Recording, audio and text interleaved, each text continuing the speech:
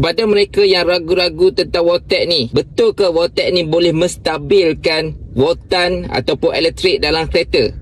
Hari ni saya nak tunjuk bukti kepada anda. Ini real, yang digambar-gambarkan, digembur-gemburkan. Kalau benda ni menjadi, anda boleh dapatkan.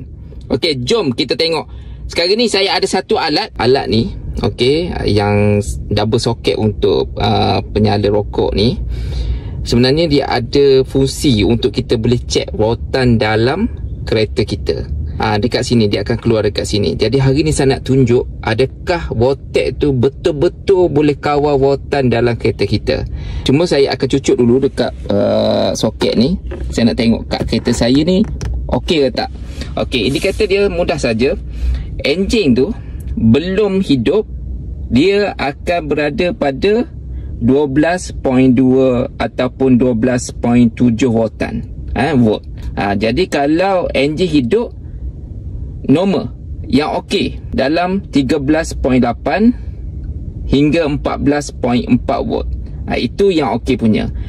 Kalau sistem tak okey dalam kereta ni, kalau anda cek menggunakan benda ni, kalau dia keluar kurang daripada 13 volt, ni enjin hidup, okey.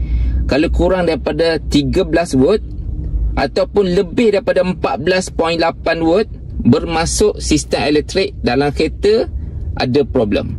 Okey, jadi hari ni saya nak buktikan, sebab ramai sangat cakap ya ke, betul ke Voltec ni boleh kontrol voltan dalam kereta. Sebab kita sekarang ni kita nak jaga sistem dalam kereta ni, kita lagi-lagi kita nak jaga alternator lah. Sebab alternator sangat penting.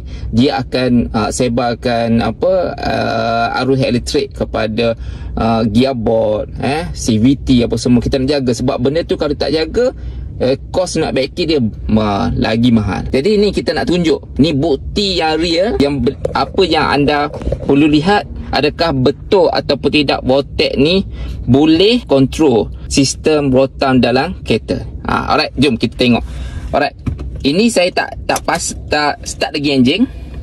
Saya cakap tadi, okey, kalau tak hidup enjin, dia dalam berada 12.2 hingga 12.7 volt. Maksudnya ini normal. Kalau dia rendah, maksudnya tak normal lah sistem elektrik anda tu. Saya start enjin yang tanpa guna Voltec.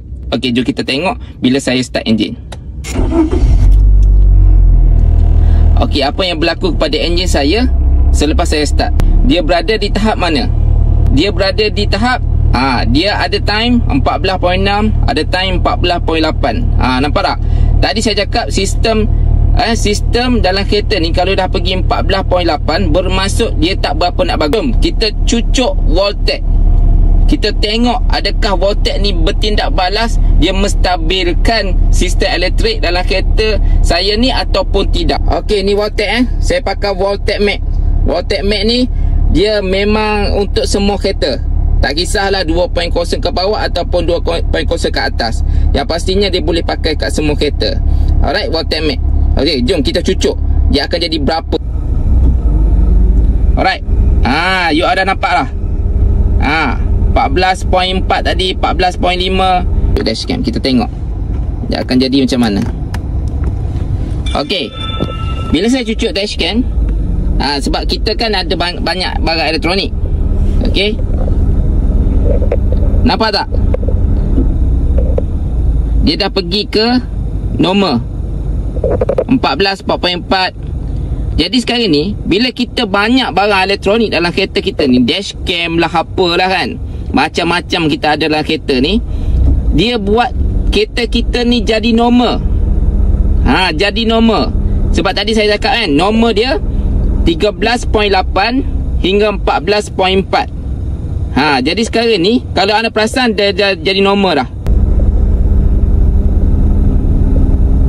14.2, 14.3. Ini real, okey? Real.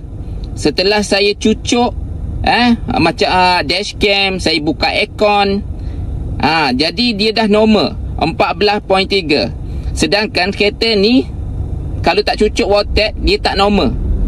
Dia tak normal. Maksudnya tadi kita tengok 14.8, betul? 14.8. Jadi sekarang ni, kalau kereta anda tak normal, anda cucuk macam-macam dekat dalam kereta ni, itu yang menyebabkan elektrik pergi ke alternator tu tidak dalam keadaan betul.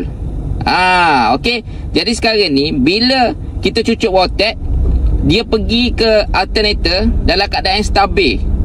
Itu sebabnya saya cakap voltage ni betul-betul betul-betul jadi. Bila voltage tu yang menyebabkan kereta kita cepat pick up. Okey, enjin tak bergegar.